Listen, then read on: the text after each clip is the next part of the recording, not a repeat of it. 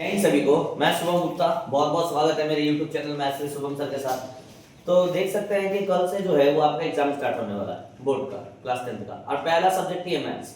तो मेरे प्यारे भाई, मैं लास्ट समय का टिप्स दूंगा कि ये गलती नहीं करना है। पहली बात कि मैथ्स का पेपर सॉल्व करते समय पहले आप वो क्वेश्चन सॉल्व करेंगे जो आपसे हो रहा है, क्योंकि 3 घंटे आपके पास समय मिलेंगे और उसमें होंगे 38 सवाल। 38 सवाल में अगर कहीं भी 2 क्वेश्चन में भी अगर आप कहीं फंसते हैं तो पूरा पेपर आपका बर्बाद कर देगा। इसीलिए वो क्वेश्चन आपको करना है जो क्वेश्चन आपसे पहले हो रहा है। दूसरी बात, प्रेजेंस ऑफ माइंड का बहुत बड़ा खेल होगा। जिसका प्रेजेंस ऑफ माइंड और कॉन्शियस ऑफ माइंड अगर एग्जाम के समय पे काम बढ़िया किया, वो पेपर को बढ़िया से करेगा। अब जैसे एग्जांपल के तौर पे, अगर जिसने प्रॉपर नींद नहीं लिया, अगर क्वेश्चन कहीं भी फंसा तो फिर वो उसको हर एक क्वेश्चन आगे उसको फंसते जाएगा।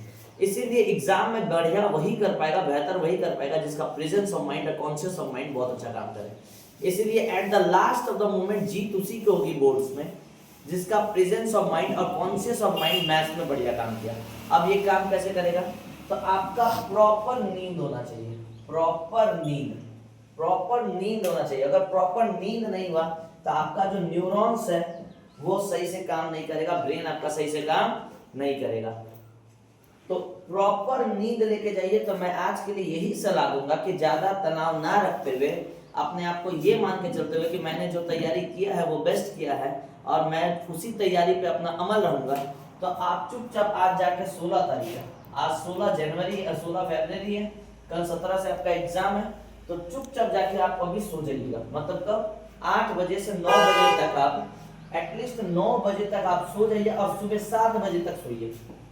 9 से 7 इतना लंबा स्लीप लीजिए, या तो 9 से 6 ये 8 से 9 घंटे का स्लीपिंग आपका बहुत जरूरी है आपके ब्रेन को फिर से रिचार्ज करने का।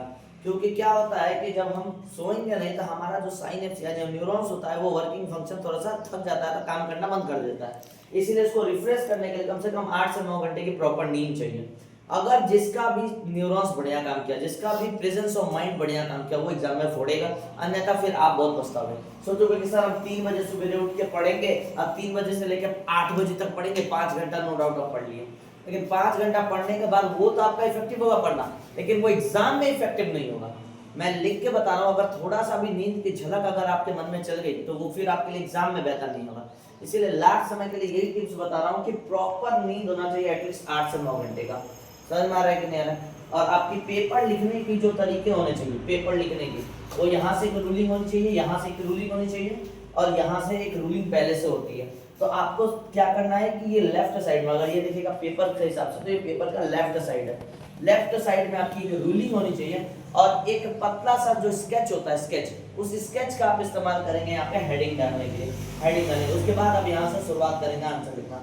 It will looks attractive. लेकिन लास्ट समय पे कोई भी चीज नया पढ़ना नहीं है। 3 चीज का टिप्स बता रहा हूँ। कोई भी नया चीज पढ़ना नहीं है, प्रॉपर नींद होना है, और जंग वही जीतेगा कल मैथ्स में जिसका प्रेजेंस ऑफ माइंड और कॉन्शियस ऑफ माइंड काम किया। नहीं तो आप लाख पढ़े हो, अगर प्रेजेंस ऑफ माइंड नहीं काम किया तो वो क्वेश्चन आपसे नहीं बनेगा, सीधी बात है। ठीक है, मिलते हैं नेक्स्ट वीडियो में। जय हिंद, जय भारत।